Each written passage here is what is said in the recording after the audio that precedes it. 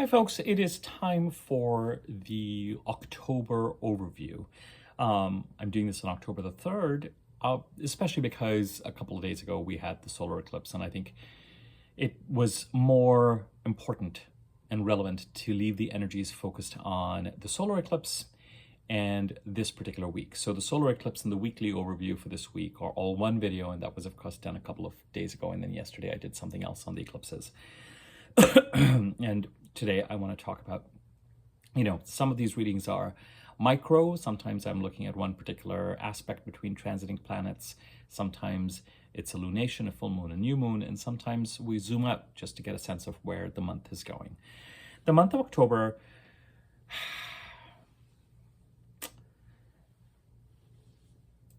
we come into the month of October on the heels of the solar eclipse, and the first week of the first 10 days or so of the month of October, we're still in eclipse season, eclipse land, the month of the eclipses. The week after October 2nd is still very much where we're in the throes of the October 2nd solar eclipse. Now, as I said, I've discussed the solar eclipse in greater detail in the solar eclipse weekly overview video from a couple of days ago. But what is important and relevant with the solar eclipse, I think, is a recognition that as we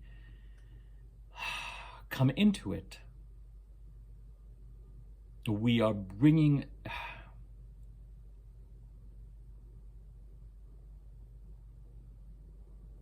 when I did the short video yesterday, the clock turned to 5:55, and I'm not making the theme of this video change because of that, but 555 as a number is associated with change, and I was amused by that because it's rare to come out of a period of the eclipses and not have change on our minds. Either change is created or necessitated, or we are eager to create change. Now, for some people this might be positive. For some people, and if it is for you, then wonderful, go for it, take advantage of it. Because if you're feeling more inspired, more inspirited, if that is a word, if some opportunity has come your way that is making you feel like, oh, this I could progress, I could take whatever I've worked on and progress it further, I could make some sort of a quantum leap with this, and you feel that the energy is clear and it's good to move forward, then I would use the eclipses to propel you forward. Also, on the positive side, even though it may not feel positive, if you are one of the lucky ones during this eclipse period who has come through relatively unscathed and is not feeling like change is necessitated on you through a crisis or because of a crisis, but that you're fed up of the status quo and you know that change is needed, or else you could see things headed in a more troublesome direction, change is needed, necessary, desperately, then use the momentum of the eclipses to start to take action related to these eclipses. And those of you who've been watching my videos, I would say that it's likely that the change that you're thinking about is moving you in the direction of the Aries, excuse me, Aries and Taurus part of your chart. The house is occupied by Aries and Taurus, and that what you need to release is signified by the Libra part of the chart, and that this through line of moving in that direction and finishing up what needs to be finished up,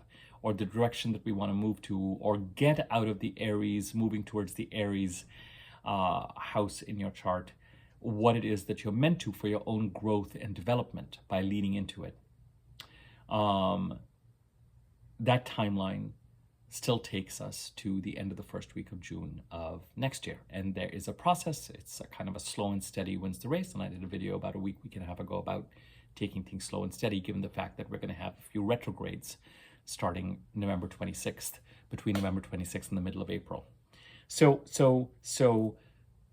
coming through the eclipses could be positive quantum leaps you want to make or get into a certain amount of action. Could be you motivated and being done with the status quo and wanting to create change, recognizing what is stagnant and what is stagnating, and not only stagnant and stagnating, but could even create loss if you continued in the way that you have been so far, in a kind of a status quo way. and determining and deciding to move forward and make some changes. For other people, it could be that change is necessitated. There's been some sort of crisis, and we've had plenty of those going along, natural disasters, some others that have come my way, people transitioning, death, hearing about someone's mortality. It could be less extreme than that, but still concerning. That you could feel the eclipses. As I've said sometimes with eclipses, it's this idea of, there are 10 doors, you're pounding on 10 doors, and what the eclipses start to do is they narrow the corridors so that you are forced to go through that one door that is meant for you. And that narrowing of that corridor and that feeling pressure to move in a certain direction, it can feel like a crisis. It can feel like choices, which doors are remaining open, which doors are remaining closed, what path is, how are things being narrowed down for you and focused for you so that there's a particular path that you need to move towards. And if that is the case, then again, changes in the air. I would be really, really surprised for people coming into October and moving past the first 7, 8, 9, 10 days of October, if really maintaining the status quo is a desired option. It would really surprise me. So that's the first thing about October that needs to be mentioned. And with now October and the first 3 weeks of November, we have the personal planets moving forward. There can really be an acceleration along that arc that takes us through to the last of the Aries solar eclipses on March the 29th of next year. This arc of change and transformation, this arc of leaning towards a direction that we've been wanting to move towards, possibly April, May, June, July, August of last year, but have been thwarted from doing so now based on what we know. October 2nd, December 2nd, week before, week after, information, downloads, crises to release what we need to release in the Libra part of the chart so we can move towards the Aries part of the chart, and things start to get accelerated. And there's an intensity to that, often. So that timeline, I'm realizing that there are a number of videos, there are 2 or 3 videos that I'm going to put links to at the end of this. The slow and steady one, there's a video I did about this timeline that takes us to the end of the first week of June, an overview, so that those of you who are new to and watching this can get more context. I don't want to repeat stuff from previous videos in a current video, but this timeline to the end of the first week of June is very much associated with us moving towards the North Node eclipses in Aries, which are still active, and clearly releasing what we need to release with the South Node solar eclipse in Libra that just happened yesterday on October the 2nd, with the week before and after December 2nd being an important milestone for that eclipse as well. So the other thing is, coming into October, we did have the first of the Pisces eclipses on September the 17th, with the week of before and after July the 17th playing an important role there. And, I think we're still dealing with that and reeling from that to some extent. I'm going to come back to that in a second. Let me give you 2 other bits of headline news for October. Jupiter goes retrograde on October the 9th, from October the 9th to February the 4th. And Pluto goes direct in Capricorn from October the 11th. And on November the 19th, Pluto moves into Aquarius for the next, God knows, 18, 19 years, basically. Jupiter going retrograde, for those people who have Jupiter retrograde in your birth charts, it is a time of manifestation for you, ideally, between October 9th and February the 4th.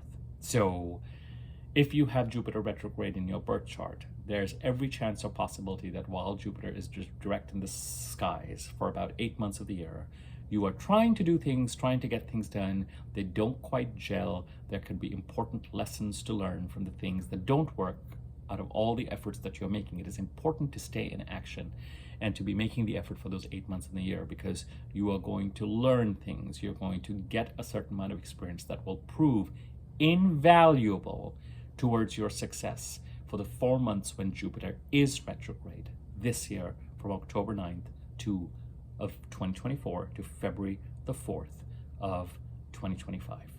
Jupiter retrograde people who have Jupiter retrograde in their birth charts, can manifest as much as Jupiter direct people in those 4 months.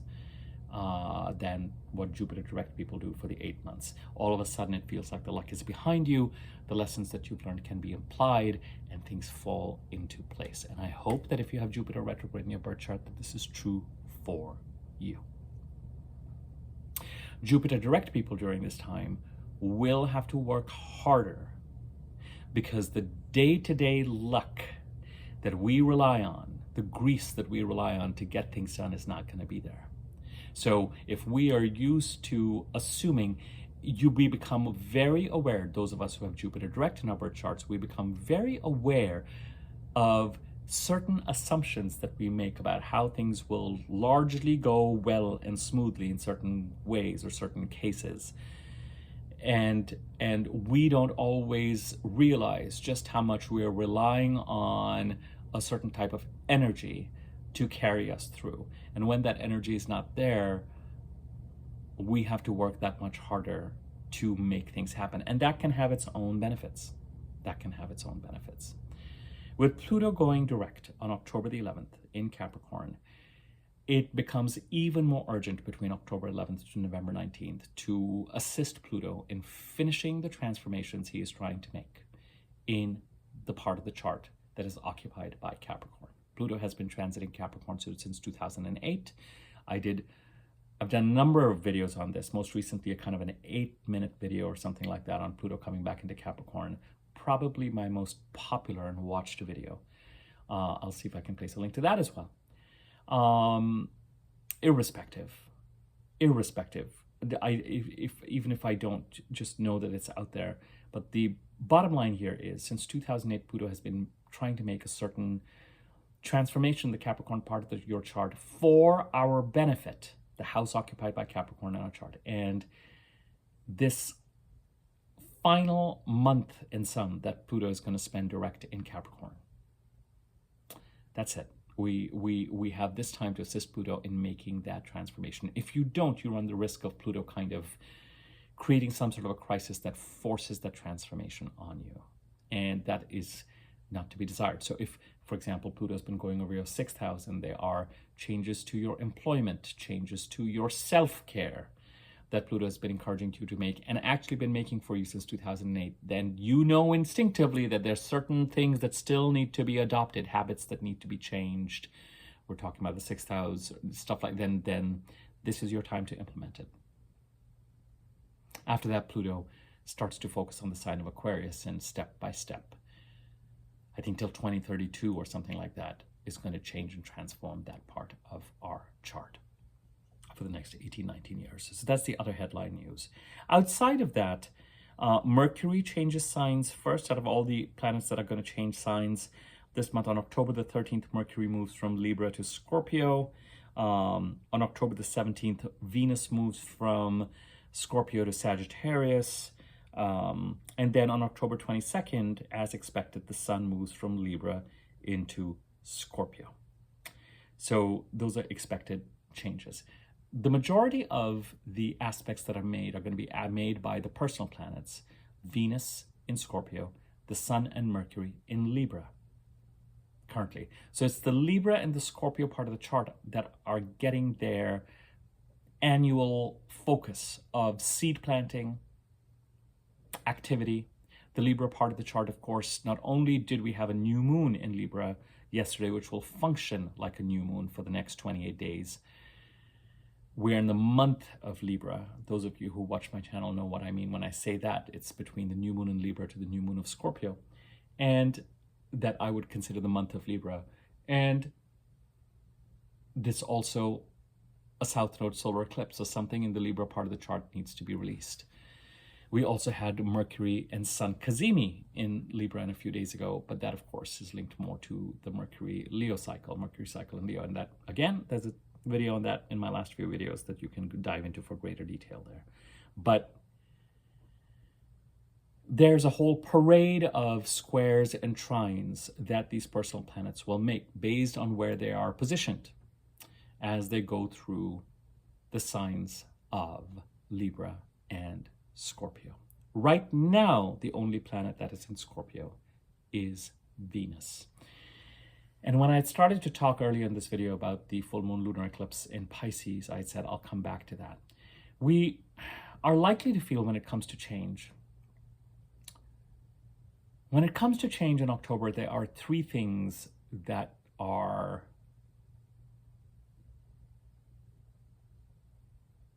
let me think this through.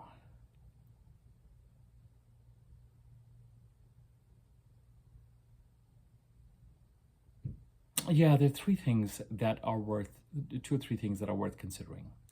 And not only worth considering, they are part of this change. First, of course, is the fact that we had the South Node lunar eclipse, South Node solar eclipse in Libra yesterday.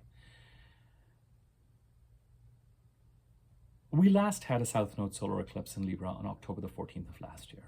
And it's very likely that October 14th of last year, December 14th of last year, January 24th of last year, March 24th, January 24th of this year, March 24th of this year, it's the only eclipse cycle in the Aries Libra axis on the area that is a complete eclipse cycle, where we had a solar eclipse in Libra on October 14th of 2023 and a lunar eclipse in Libra on March 25th of 2024. And I think that at that time, we became aware of what it is that is holding us back and that we need to release. And it was an awareness, and it's very likely that during February, especially between January 20th and February 20th, it's likely or possible that something occurred that allowed the process of release to start, but the release is not complete. It is not done. The release is likely to occur between October 2nd and December 2nd of this year. And so one of the things that could create the change is an awareness of what is stagnant. And that creates its own stress and tension. As I said in my slow and steady video, you do not need to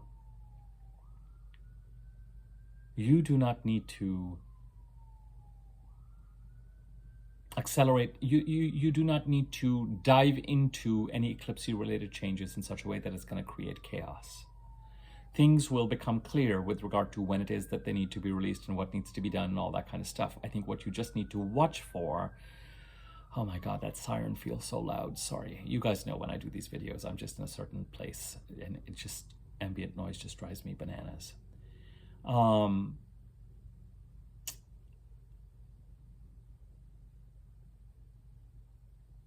You don't need to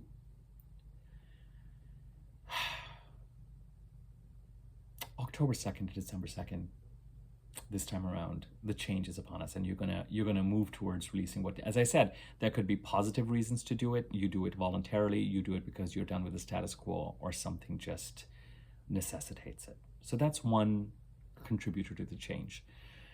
The second contributor to the change is more complex. I'll call it the second and the third contributors to the change. The Pisces full moon eclipse on September 17th, which some of us may have felt the eclipsiness of it the week before and after July the 17th, is likely to have brought us face to face with or in touch with Neptunian fogginess, artistic spiritual aspirations, or the crisis that we've been experiencing in the Pisces part of the chart since 2012 that peaked in 14, 15, 16, 17, or a kind of sense of deception, gaslighting, etc. And because it occurred when the sun was opposite the moon, full moon, lunar eclipse, conjuncting Neptune, so we had a full Neptune, Neptune had not only the reflected light of the moon, a full disk of the moon to contend with, to conjunct with, to talk to, but the sun also shone its full light on the Neptune. So there's also a certain amount of internal solar clarity to be gained around what really the issues are or were, or where there may have been a certain amount of lying or gaslighting or deception, and where there may not have been, but because something was experienced in a certain way, that feeling spilled over into everything associated with either that person, those people, those issues, etc. And we're likely to have come into the September 17th eclipse with a feeling of, I need to revisit this again. I have some visibility on this. Here's that feeling again. I need to take some action. So part of the change that is pending, we've either been in communication, we have not been in communication, we're trying to get clarity, we're not, some aspect of that unrest related to the Pisces full moon is there. But the other thing that is very important and that is occurring in the first half of October is this set, and I've brought this up in my last couple of videos, and in this video I can really spend a little bit of time on it, which is going to be helpful, is that as the personal planets transit Scorpio, and right now we just have Venus transiting Scorpio. Venus is transiting Scorpio till October the 17th. Mercury starts the transit through Scorpio on October the 13th. And Mercury is not going to spend a ton of time. Mercury is basically going to be in Scorpio for the rest of the month. And in November, Mercury and Venus are both going to be, by that time, they're going to be in Sag.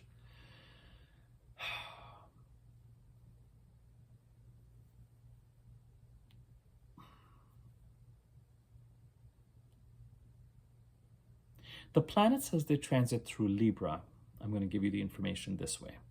The planets as they transition through Libra are in a much edgier mode, and right now we have the Sun and Mercury associated with this. Much more of a change-oriented mode. They conjunct the South Node. By now, Venus, the Sun, and Mercury have done that. They square Mars, and that square to Mars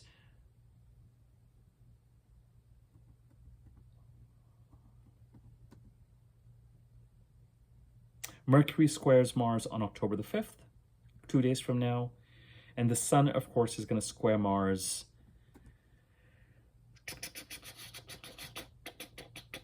on October the 14th. So they conjunct the South Node, they square Mars, they trine Jupiter, but they oppose Chiron and they square Pluto.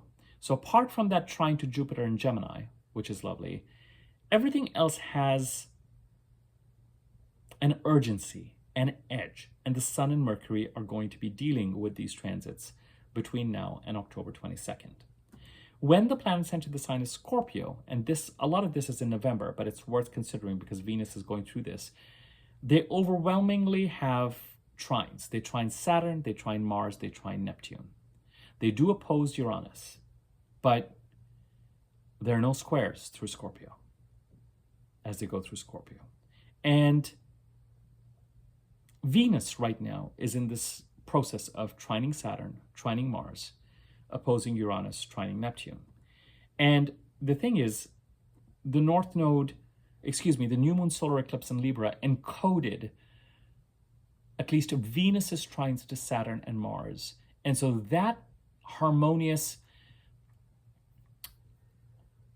we come into October reeling from or incorporating or figuring out what we need to do from, getting clarity around, reeling from the full moon lunar eclipse in Pisces. July 17th, week before or after, September 17th, week before or after. We go into a new moon solar eclipse of release. And the solar eclipse, generally speaking, encodes positive aspects, not least Venus trining Saturn and trining Mars. Venus trines Saturn tomorrow on October the 4th. Venus trines Mars on October the 8th.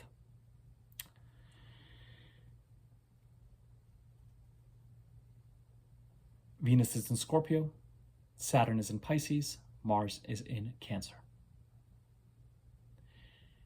The new moon solar eclipse in Aries has its edginess. It is an eclipse. There are transitions involved, the corridors being narrowed. For some of us, it's positive. For some of us, the changes that the eclipses are bringing in terms of what they're eclipsing in and out of our lives is challenging. And it's an eclipse of release, and it's a South Node eclipse. So no matter how positive it might be, there's still a discomfort around it. Change is upon us, whether we like it or not. And it feels necessary, and it is necessary. But it's also a little terrifying. Which way are we going to go? Are we going to be able to get the sails in a place so that the wind can be behind us and we get to where it is that we're going? Is the change because we have not taken certain actions in certain directions, so we've got to do something to compensate for that? Where is the ship headed? As I said, for those of you who are feeling the eclipses personally in a comfortable way, in an inspiring way, go with that. Be those people so that we know that a certain amount of the population, certain number of the population is inspired and is using the eclipses to move in directions that are positive for them. Whoever we are, as I said, change is upon us, and we know that the status quo needs to be shifted.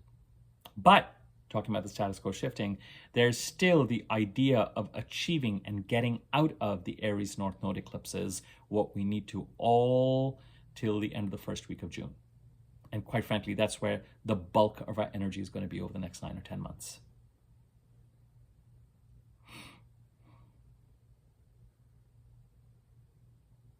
So we deal with the edginess, but we have this grace that is offered to us through Venus going over Scorpio. Why? In what form? How can we take advantage of it?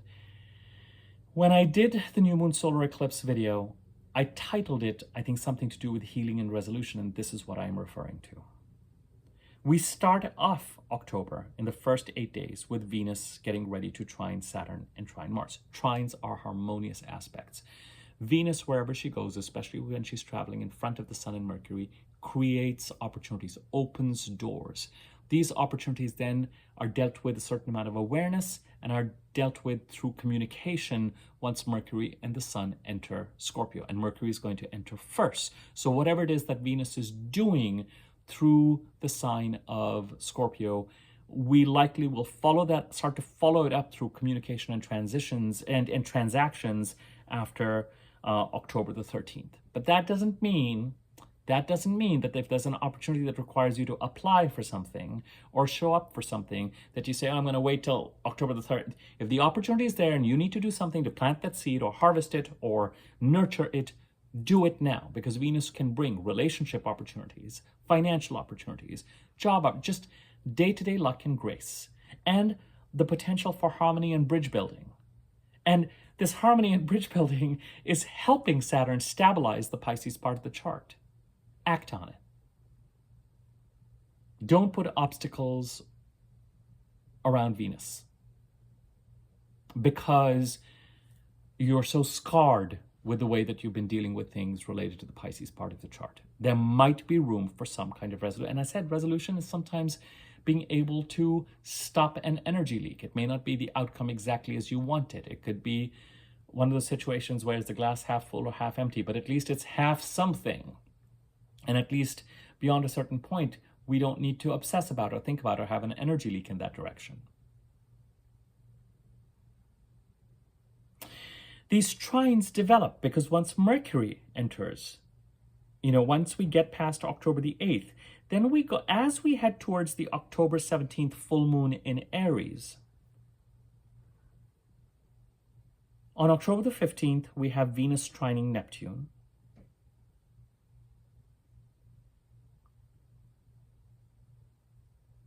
On October the 21st, we have Mercury trining Saturn. On October the 28th, we have Mars trining Neptune. And on October the 31st, we have Mercury trining Neptune. So we have Venus first making these trines, then to Saturn primarily. Both Venus, Mars, and Saturn have grand trined between last week and October the 8th. Venus is going to move forward, and as we head to the middle of the month, first Venus will trine Neptune and Mars will trine Neptune. So there's going to be a trine now between Mars and Venus to Neptune and Pisces. So whatever it is, the messaging around either structuring, creative, or spiritual goals in the Pisces part of the chart, or whatever it is that we want to do to stabilize a certain amount of unrest or crises in the Pisces part of the chart, we take that, we open that path up with Saturn, and then we act on it more as these planets, Mars in Cancer and Venus in Scorpio, get into place to trine Neptune. And again, Venus trines Neptune on October 15th, and Mars trines Neptune on October the 28th. And I think when we look at, I told you as we move ahead to that Aries full moon, more trines are encoded into that. And by the time we get into November, the sun will be in place. So when we look at the November 1st Scorpio new moon, again, these trines are active and embedded into it. October and November have this portal from the Scorpio part of the chart, activating Mars from the Cancer part of the chart to help stabilize the Pisces part of the chart. We've been waiting for transits like this.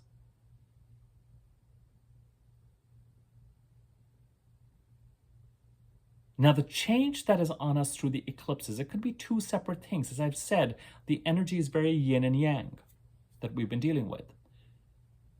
The yin is stabilizing the Pisces part of the chart. The yang is going after the Aries part of the chart. The change that is necessitated that may feel a little uncomfortable has to do with releasing something in the Libra part of the chart to move towards the Aries part of the chart. That kind of move, while it can be motivating and exciting, is also stressful. You're releasing something. And whenever we are called upon to release something, there's often a resistance to it, even if it's something we want to, it's kind of it's human. Which is why the eclipses have to take over and just be like, I'm sorry, this is done. I will be the first to it. Sometimes with the eclipses, it doesn't make sense. And you're just like, really, universe, this is what was needed? Did everything need to get flooded? Or did everything need to burn down in a fire? Or, come on. But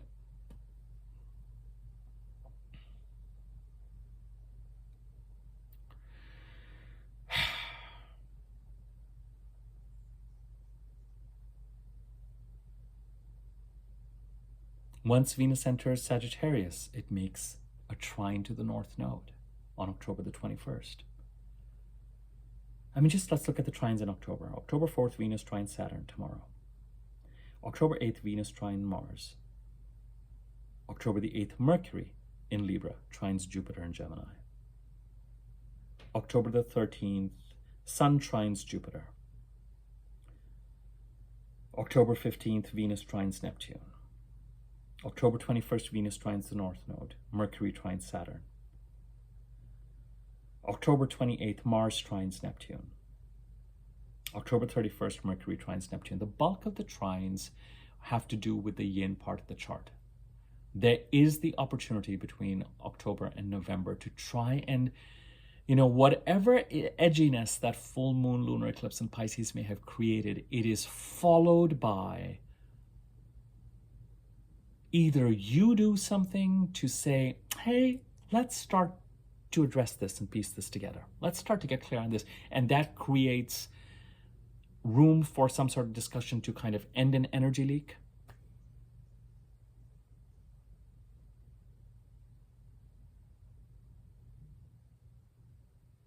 Something happens that has the potential with Venus, to do a certain kind of, if not bridge building, which is possible, then some sort of a handshake or create the opening for one. I'm reading it like it is. It's not as if we don't have our shares of squares and oppositions. Mercury in Libra squares Mars in Cancer on October the 5th. Mercury opposes Chiron on October 8th. Mars squares Chiron on October 13th. And Mercury squares Pluto on October 13th. Sun opposes Chiron. Sun squares Mars on the 14th.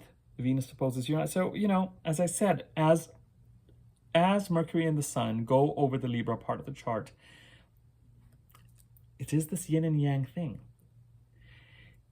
Things need to be released in the Libra part of the chart, and action needs to be taken in the Libra part of the chart to allow Mars, Pluto, Chiron to help us move forward towards the Aries.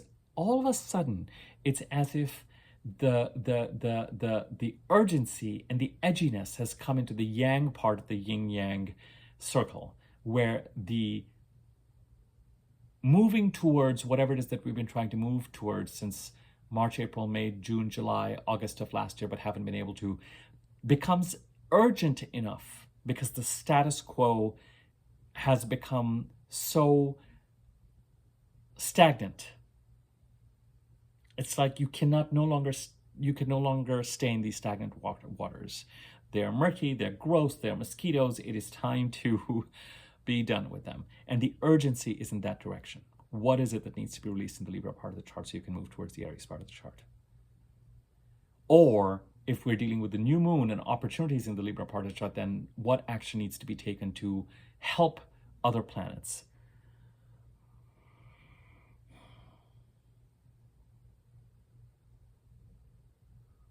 And whatever it is that needs to be released does support Jupiter in ending and creating a 12, 13-year cycle in the Gemini part of the chart. That's the one trine.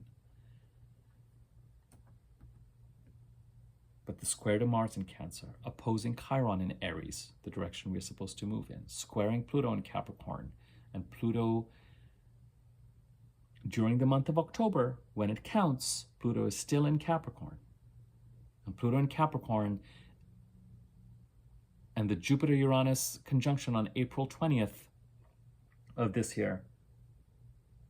Until last year, while Pluto was still very much in Capricorn, you know, there's a support between the direction we're trying to move into in the Aries and Taurus part of the chart and the Plutonian transformation in the Capricorn part of the chart. And in order to heal and come back to ourselves completely in the Aries part of the chart and move in the direction we want with confidence, with a wholeness and a completeness, to take the action in the Cancer part of the chart to allow us to move in that direction, to the squares from Libra and the edginess and the change is all of a sudden towards helping us moving towards the Aries part of the chart and releasing in the Libra part of the chart. The support all of a sudden from the Scorpio part of the chart is to help stabilize the Pisces part of the chart.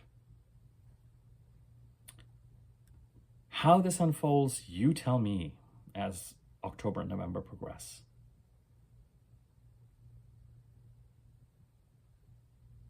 It's as if the eclipse in Pisces kind of pushed a domino and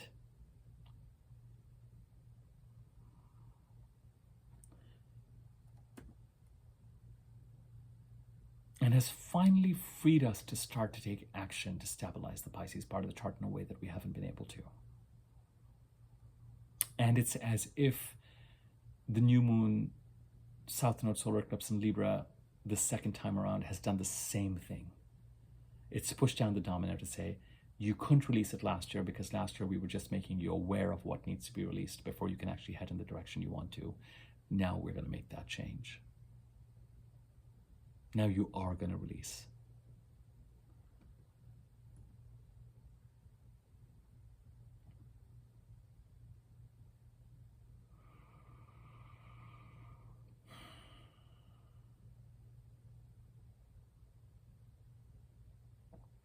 I'm going to cover squares and trines and all oppositions more when I do the weekly overviews.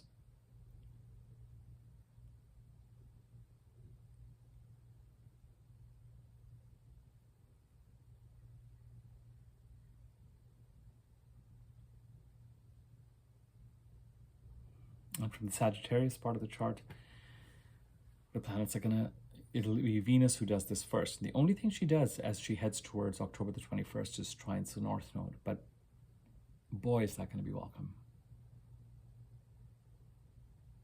By the time we get to October 21st, something can emerge that opens up an opportunity or clarity around the direction that we are trying to head in and stabilize by the end of the first week of June. We may not act on it until Mercury and the Sun and the new moon in Sagittarius later this year. And we may not completely act on it until Mercury is retrograde in Sagittarius and the direct occurs, all of which will be trining the North Node as well. This is why I've said it's a slow and steady process all the way to the end of the first week of June around getting all we can from leaning into the Aries part of our chart.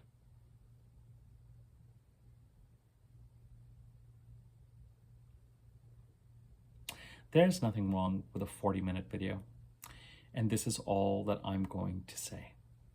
To summarize, it would not surprise me at all if, as a repercussion of the eclipses, and we still have another week to go, don't get too, we've still got till October the 9th to let the eclipses play out.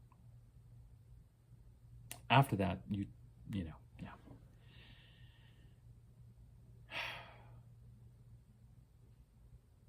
Change is afoot. I've given you positive ways in which it could be afoot and more challenging ways that it could be afoot. And as long as it works for you and as long as this resonates and it makes sense that you're moving in a certain direction and certain things need to start to be released, that is where the edginess and the change is. The other change that is surprisingly more positive and constructive could really assist us in stabilizing the Pisces part of the chart from the Scorpio part of the chart. There's a set of trines developing that continues into November and that is encoded not only into the full moon in Aries, but then once we get to the new moon in Scorpio, then the sun gets involved and Mercury gets involved. Mercury's still in Scorpio on November the 1st. In fact, Mercury might be trining one of the aspects that would be encoded into the November 1st new moon would be Mercury trining Neptune. Yeah, it happens a day before that new moon. All of these will get discussed in greater detail in future videos. But that's the summary.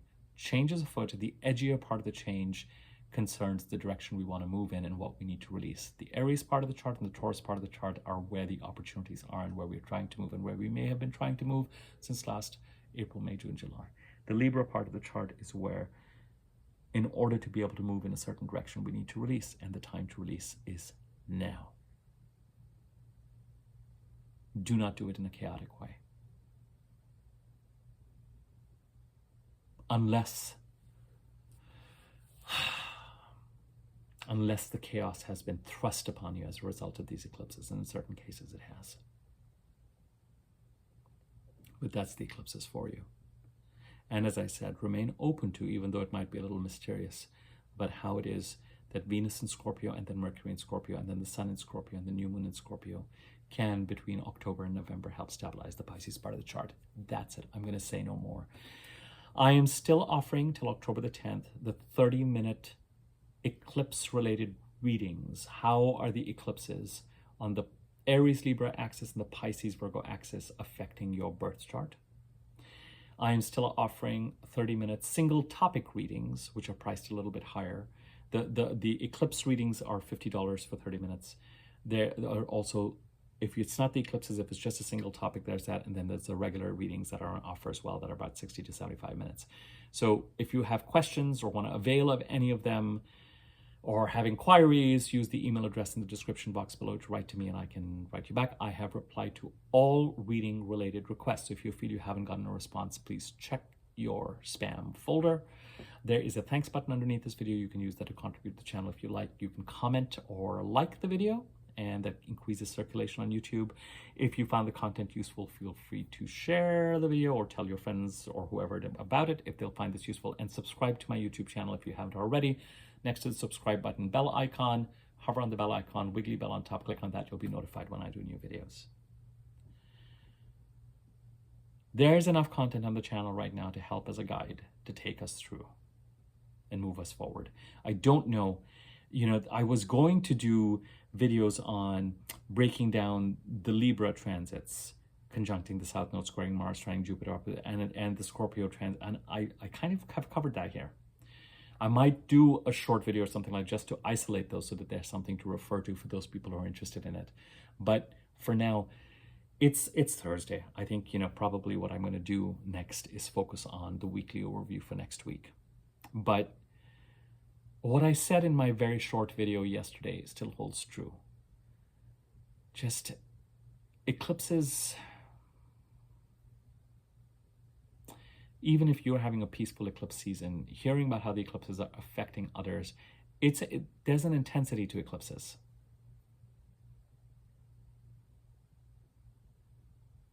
I mean, even the passing of a celebrity or a star or an actor, there's so much content, it can put you into just take the action you need to take and try and get yourself, and you will have greater motivation now that the new moon is behind you. And just,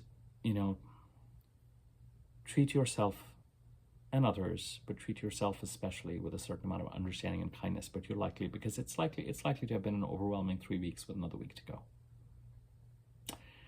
All right. Certain links to videos probably have shown up already. If they're not here, what you're interested in, you can look at my list of videos and take it from there. I will be back again with the weekly overview next week. Thank you so much. Take care.